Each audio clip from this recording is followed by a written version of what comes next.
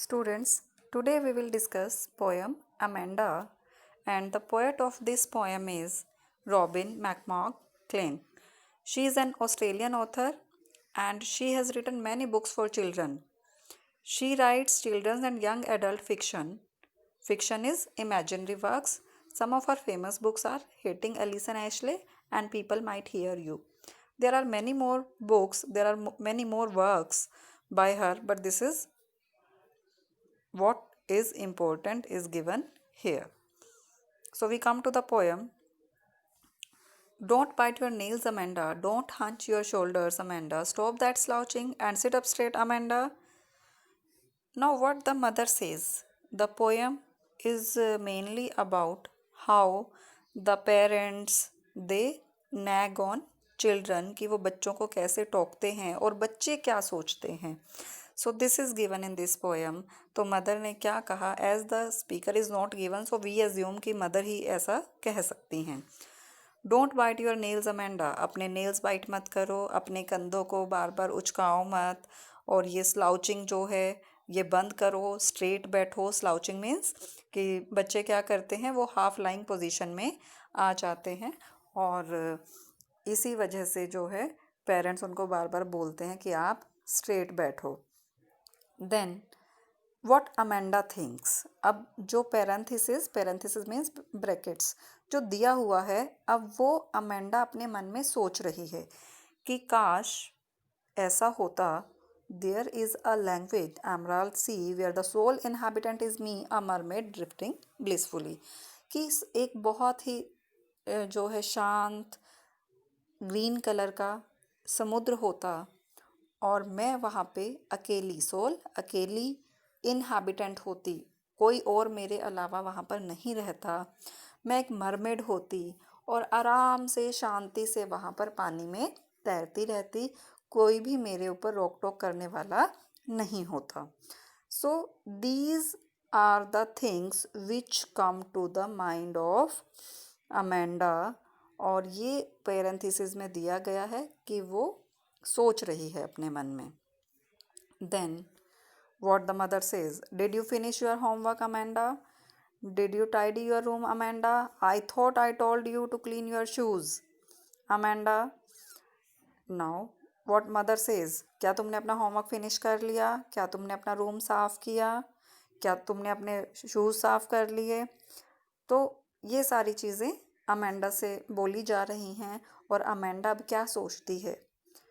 I am an orphan roaming the street. I pattern soft dust with my hushed bare feet. The silence is golden, the freedom is sweet. Now Amanda thinks कि काश वो orphan होती, orphan अनाथ होती और गलियों में जैसे उसका मन करता वो घूमती रहती. रोमिंग घूमना, और मिट्टी पर नंगे पैरों से कोई भी पैटर्न बना सकती. एक्चुअली बच्चे जो हैं देखो उनका मन ऐसा होता है, वो समझ नहीं पाते कि क्या सही है क्या गलत है. पेरेंट्स जो हैं या टीचर्स हैं उनको उनके अच्छे के लिए टोकते हैं, लेकिन बच्चों को लगता है कि पता नहीं क्यों इतनी पाबंदी हम पे है और इस तरह की बातें हमसे कही जाती हैं.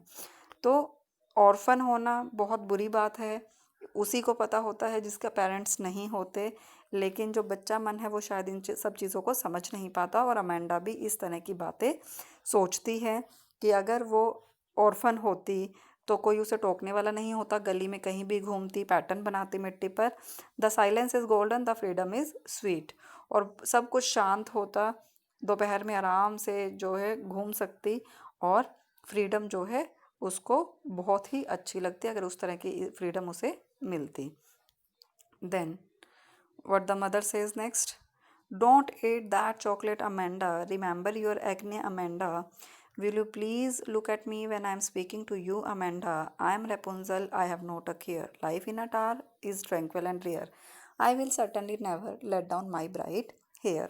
So now mother says, don't eat that chocolate, Amanda. क्यों मना करती हैं चॉकलेट खाने से? क्योंकि एक्ने पिंपल्स की प्रॉब्लम उसे हो सकती है। तो ये जो एक्ने की प्रॉब्लम होती है ये मेनली टीन एज में होती है। हालांकि पूरी पोयम में कहीं भी अमेंडा की एज नहीं दी गई है, लेकिन इस रेफरेंस से हमें पता चलता है कि अमेंडा एक टीनेजर होगी। It means she may be of 13, 14 और 15 years. Will you please look at me when I am speaking to you Amanda. Amanda, क्या तुम मेरी तरफ देखोगी जब मैं तुमसे बात कर रही हूँ? जब बच्चों को कुछ भी कोई भी टोकता है तो वो क्या करते हैं, वो इधर उधर देखना स्टार्ट करते हैं। तो यही काम अमेंडा भी करती है। But what Amanda says, what Amanda thinks. I am Rapunzel. I have not a care. Life in a tower is tranquil and rare. I'll certainly never let down my bright hair. कि काश मैं Rapunzel होती और कोई भी मुझे मेरे को तंग ना करता। और जो टावर में लाइफ है, रेपुंजल बेटा एक स्टोरी है कि एक विच होती है जिसे जो उसके पेरेंट्स से रेपुंजल को ले लेती है और उसको एक बहुत हाई टावर में छोड़ देती है। उसके बाल बहुत लंबे होते हैं। ये पिक्चर भी आपको नज़र आ रही होगी। This picture is just to show you कि उसके बहुत लंबे बाल थे और तभी कहा गया है I will certainly never let down my bright hair. तो वो विच क्या करती थी, वो गाना गाती थी और जो वो रेपुंजल थी वो अपने बालों को नीचे लटका देती थी और विच उस पर चढ़कर आ जाती थी। तो लेकिन अमेंडा का क्या कहना है कि अगर मेरी लाइफ ऐसी होती, मैं रेपुंजल होती, तो मैं तो कभी किसी को नहीं आने देती और अकेले ही अपनी लाइफ को एंजॉय करती।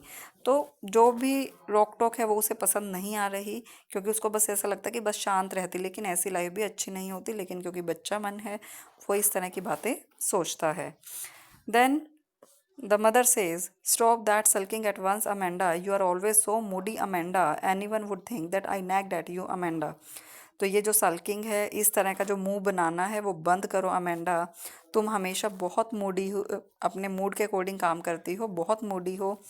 Any one would think that I nagged at you Amanda. कोई भी सोचेगा कि मैं तुम पर बहुत ज़्यादा रोक टोक करती हूँ अगर तुम इस तरह का बिहेवियर करती हो। So this was all about the poem. और जैसा कि मैंने बताया कि मदर इसमें स्पीकर हम मान सकते हैं, क्योंकि मदर ही इस तरह की बातें बोल सकती हैं। और देखने से लगता है कि शायद वो रोक टोक कर रही हैं, लेकिन कुछ चीज़ें हैं वो ज़रूरी होती हैं जिससे कि बच्चों में गुड हैबिट्स डेवलप हो सकें। सो this is all about the poem.